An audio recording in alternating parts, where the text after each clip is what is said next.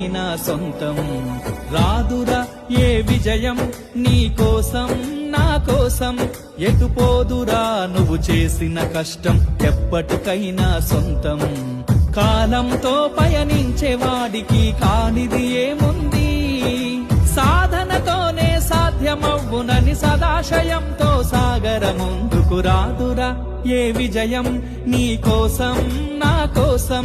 ఎటుపోదురా నువ్వు చేసిన కష్టం ఎప్పటికైనా సొంతం